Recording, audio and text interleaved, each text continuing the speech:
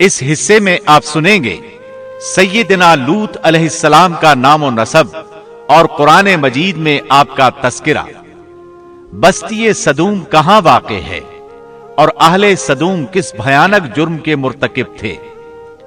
سیدنا لوط علیہ السلام کی قوم کو واعظ و نصیحت اور قوم کا فحاشی و عریانی پر اصرار۔ قوم کے اصرار گناہ پر سیدنا لوط علیہ السلام کی اللہ تعالی سے فریاد۔ سیدنا لوط علیہ السلام کے مہمان اور قوم کا کردار۔ اللہ تعالی کی طرف سے سیدنا لوط علیہ السلام اور اہل ایمان کو بستی صدوم چھوڑنے کا حکم۔ اہل صدوم کن کن عذابوں سے دوچار ہوئے، مفصل و جامع تذکرہ۔ تو آئیے سنتے ہیں دارالسلام اسٹوڈیو لاہور پاکستان سے قصص الانبیاء کا 8واں حصہ، بدترین لوگ۔ پیشکش محمد طارق شاہد۔ یہ ذکر پہلے آ چکا ہے کہ لوط علیہ السلام سیدنا ابراہیم علیہ السلام کے بھتیجے تھے۔ سیدنا لوط علیہ السلام کے باپ کا نام ہاران تھا، جو تارخ یعنی آزر کے بیٹے تھے۔ اللہ تعالی نے لوط علیہ السلام کا پورے قرآن میں 27 بار ذکر کیا ہے۔ یہ ذکر 14 سورتوں میں متفرق مقام پر آیا ہے۔ آپ کا والد آپ کے بچپن ہی میں فوت ہو گیا تھا، اس لیے آپ نے اپنے دادا آزر کے گھر اپنے چچا ابراہیم علیہ السلام کے ہاں پرورش پائی۔ یہی وجہ ہے کہ ابراہیم علیہ السلام کو ان سے بے حد محبت تھی۔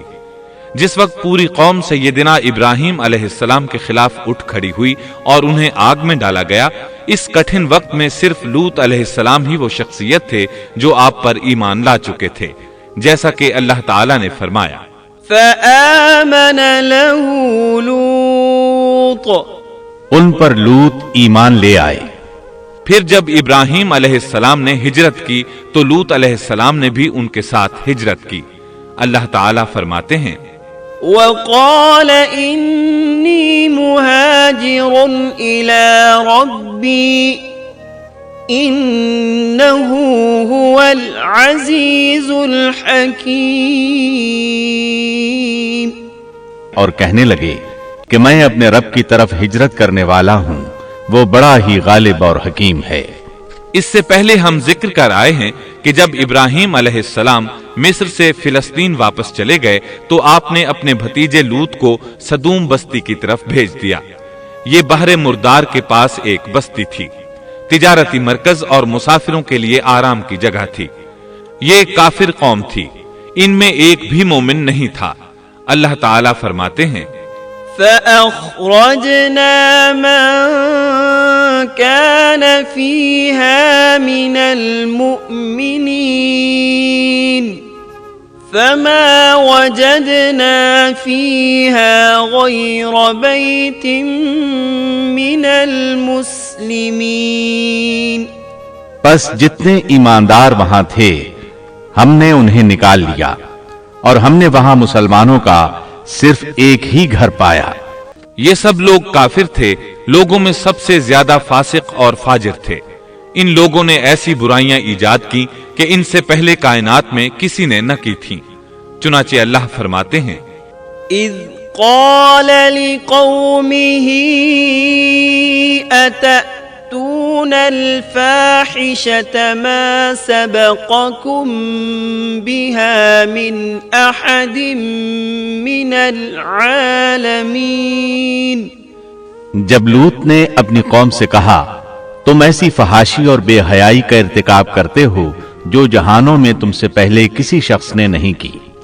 پھر اللہ فرماتے ہیں انکم لتأتون الرجال شہوة من دون النساء بل انتم قوم مسرفون،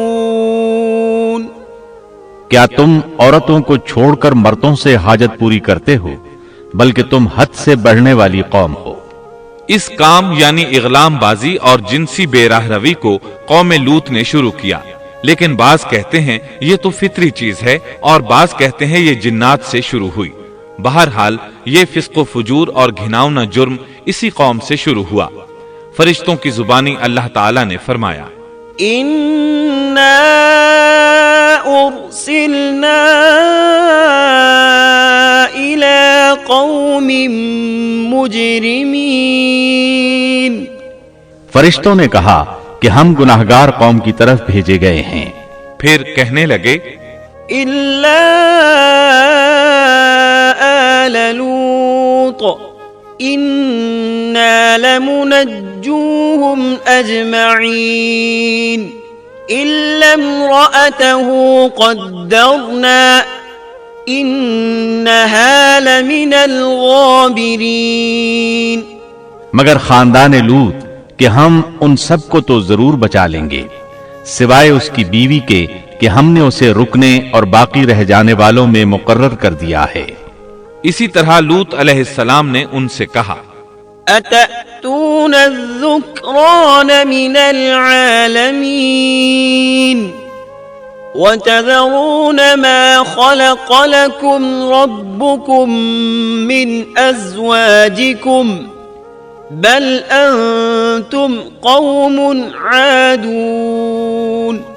کیا تم جہان والوں میں سے مردوں کے ساتھ شہوت رانی کرتے ہو اور تمہاری جن عورتوں کو اللہ نے تمہارا جوڑ بنایا ہے ان کو چھوڑ دیتے ہو بلکہ تم ہو ہی حد سے گزر جانے والے. اللہ تعالیٰ نے قرآن میں کتنے ہی مقامات پر اس گناہ کی برائی اور قباحت بیان فرمائی ہے، اس لیے کہ یہ نہایت سنگین اور گھناؤنا جرم ہے. اللہ تعالیٰ فرماتے ہیں، وَلُوطًا إِذْ قَالَ لِقَوْمِهِ أَتَأْتُونَ الْفَاحِشَةَ وَأَنْتُمْ تُبْصِرُونَ أَإِنَّكُمْ لَتَأْتُونَ الرِّجَالَ شَهْوَةً مِّن دُونِ النِّسَاءِ بل انتم قوم تجہلون. اور لوط کا ذکر کر جبکہ اس نے اپنی قوم سے کہا کہ کیا باوجود دیکھنے بھالنے کے پھر بھی تم بدکاری کرتے ہو؟ یہ کیا بات ہے کہ تم عورتوں کو چھوڑ کر مردوں کے پاس شہوت سے آتے ہو؟ حق یہ ہے کہ تم بڑی ہی نادانی کر رہے ہو. اللہ تعالیٰ نے اس قوم کی قبیح خصلتوں کا جتنا ذکر کیا ہے کسی اور قوم کا نہیں کیا. انہیں کافر، مجرم، جاہل اور حد سے بڑھنے والا کہا گیا.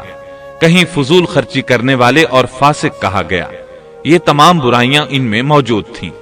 اللہ تعالیٰ فرماتے ہیں، وَلُوطًا إِذْ قَالَ لِقَوْمِهِ إِنَّكُمْ لَتَأْتُونَ الْفَاحِشَةَ مَا سَبَقَكُمْ بِهَا مِنْ أَحَدٍ مِّنَ الْعَالَمِينَ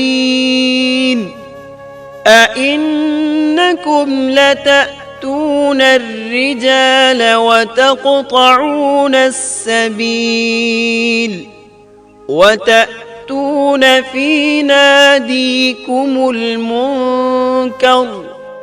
اور لوط کو یاد کرو جب انہوں نے اپنی قوم سے کہا تم ایسی فحاشی کرتے ہو کہ تم سے پہلے کسی جہاں والے نے نہیں کی.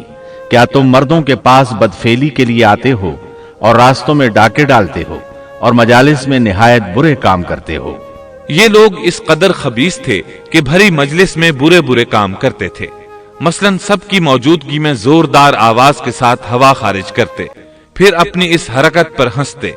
غرض یہ کہ برائی کی تمام تر صفات ان میں موجود تھیں. لوط علیہ السلام پھر بھی انہیں سمجھاتے رہے لیکن وہ جھٹلاتے ہی رہے.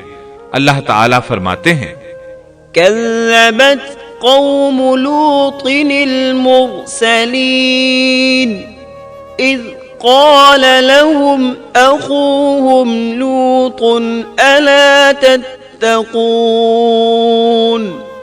إني لكم رسول أمين فاتقوا الله وأطيعون وما أسألكم عليه من أجر إن أجري إلا على رب العالمين.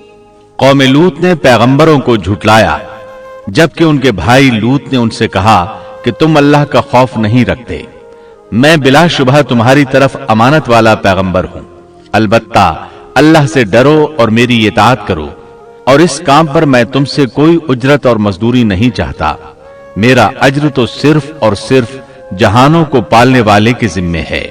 انبیاء کا مشن ہی یہ ہوتا ہے کہ تبلیغ کرتے رہیں، لہٰذا لوط علیہ السلام دعوت دیتے رہے، لیکن دعوت کے نتیجے میں قوم کا رد عمل کیا تھا اللہ نے اس کا بھی ذکر کیا ہے، فرمایا فما كان جواب قومه إلا أن قالوا ائتنا بعذاب الله إن كنت من الصادقين۔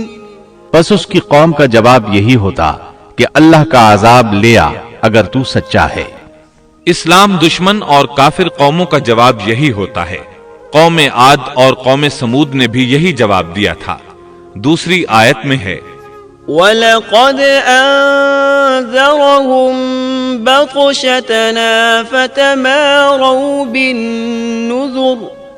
لوط نے انہیں ہماری پکڑ سے ڈرایا، یعنی انہوں نے کہا اے قوم اللہ کی پکڑ سے اور عذاب سے بچ جاؤ، محتاط ہو جاؤ، اس کی لاٹھی بے آواز ہے، لیکن وہ ڈرانے والوں سے بھی جھگڑتے ہی رہے۔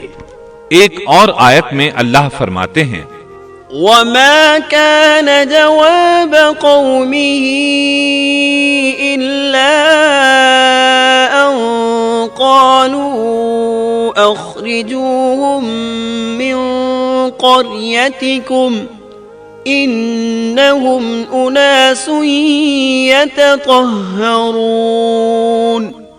اور ان کی قوم سے کوئی جواب نہ بن پڑا بجز اس کے کہ آپس میں کہنے لگے کہ ان لوگوں کو اپنی بستی سے نکال دو، یہ پاک باز بننے کی کوشش کرتے ہیں۔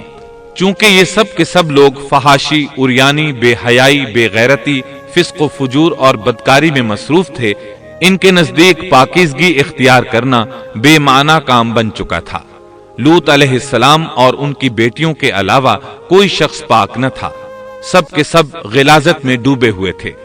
چنانچہ انہوں نے لوط علیہ السلام کو اپنی بستی سے نکال باہر کرنے کا فیصلہ کیا، کہنے لگے قالوا لئن لم تنته يا لوط لتكونن من المخرجين قال إني لعملكم من القالين۔ اے لوط اگر تو اپنے اس واعظ و نصیحت سے باز نہ آیا تو ضرور تجھے نکال دیا جائے گا۔ اس پر لوط نے فرمایا میں بھی تمہارے اس گھناونے عمل سے بیزار ہو چکا ہوں۔ چنانچہ لوط علیہ السلام اس موقع پر وہاں سے نکل آئے اور اپنے رب سے یوں دعا گو ہوئے رب نجنی وأہلی مما يعملون۔ اے میرے پروردگار مجھے اور میرے اہل کو ان کے عمل سے بچا لے اور نجات عطا فرما۔ کتنی ہی آیات میں ہے کہ ان لوگوں نے لوط علیہ السلام کو بستی سے نکالنے کا عزم کر رکھا تھا، اور لوط علیہ السلام اس پوری بستی میں بے یار و مددگار تھے۔ وہاں ان کا کوئی خاندان تو تھا نہیں، لہٰذا گھر میں ہی بیٹھے رہے، دعا کرتے رہے۔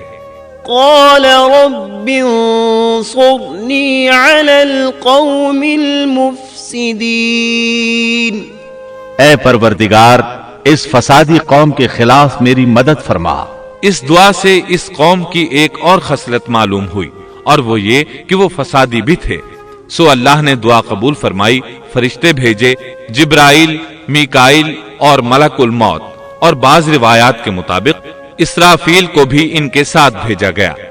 وہ سب سے پہلے ابراہیم علیہ السلام کے پاس آئے تاکہ انہیں اسحاق علیہ السلام کی بشارت دیں۔ آخر کار یہاں سے فرشتوں نے سدوم کا رخ کیا۔ یہ فرشتے وہاں نوجوان لڑکوں کی صورت میں پہنچے، ان کی ٹولیوں کے پاس سے گزرے تاکہ انہیں آزما لیا جائے، ان پر حجت قائم ہو جائے۔ مطلب یہ کہ اللہ تعالیٰ نے فرشتوں سے کہا تھا کہ ان لوگوں کو اس وقت تک ہلاک نہ کرنا جب تک کہ ان کے نبی کو ان پر الزام لگاتے نہ دیکھ لو۔ चुनाचे ये फरिश्ते नौजवान और खूबरू लड़कों की सूरत में बस्ती के किनारे पहुंच गए। लूत अलैहिस्सलाम की एक बेटी बस्ती से बाहर किनारे पर रहती थी। जब उसने उन्हें देखा तो डर गई। उसने सोचा, हमारी कौम के लोगों ने अगर इन्हें देख लिया तो जरूर इनसे बुराई करके रहेंगे। इसलिए वो अपने वालिद लूत अलैहिस्सलाम की तरफ दौड़ी। उनके पास पहुंचकर कहने लगी, मैंने चंद नौजवान लड़कों को देखा है और मैं उनके बारे में खौफजदा हूं। लूत अलैहिस्सलाम जल्दी से उनकी तरफ आए। उनसे पूछा, आप कैसे आए हैं? उन्होंने बताया, हम आपके मेहमान हैं। लूत अलैहिस्सलाम चाहते थे उन्हें बाहर ही से दूसरी तरफ रवाना कर दें, लेकिन जब उन्होंने कहा कि हम मेहमान हैं तो वो उन्हें जाने के लिए न कह सके। चुनाचे उनसे बोले, अल्लाह की कसम, जमीन की पुश्त पर इससे खबीस और गंदी कौम हमने नहीं देखी और न ही किसी के बारे में ऐसा मालूम हुआ। आपने दोबारा, सहबारा और फिर चौथी बार भी उनसे यही बात कही ताकि उन नौजवानों को हालात का इल्म हो जाए, वो भांप लें। लेकिन वो तो फरिश्ते थे और लूत अलैहिस्सलाम की कौम के खिलाफ गवाही तलाश कर रहे थे। आखिर लूत अलैहिस्सलाम उन्हें अपने घर ले आए, उन्हें बिठाया।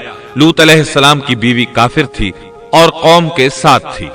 वो बाहर गई और उसने लोगों को बताया कि उसने लूत अलैहिस्सलाम के घर में ऐसे खूबसूरत चेहरों वाले नौजवान देखे हैं कि जमीन पर आज तक उन जैसे कहीं नजर नहीं आए। ये सुनते ही वो सब लूत अलैहिस्सलाम के घर की तरफ लपके। कुरान करीम में आता है, وَجَاءَهُ قَوْمُهُ يُهْرَعُونَ إِلَيْهِ وَمِن قَبْلُ كَانُوا يَعْمَلُونَ السَّيِّئَاتِ लोग जल्दी से उसकी तरफ लपके और वो इससे पहले फहाशी के आदी बन चुके थे। एक जगह अल्फाज हैं, शहर के लोग खुश होते हुए आए। वो इस हद तक फासिक और फाजिर बन चुके थे कि खुश होते हुए वहां आए ताकि उन खूबसूरत लड़कों से लज्जत हासिल कर सकें। ये घर के सामने पहुंच गए तो लूत अलैहिस्सलाम उन्हें रोकने के लिए घर से निकले। उनसे फरमाया, या कौम हाउलाई बनाती, ऐ मेरी कौम, तुम्हारी ख्वाहिश के लिए मेरी बेटियां मौजूद हैं, यानी कौम की औरतें मौजूद हैं।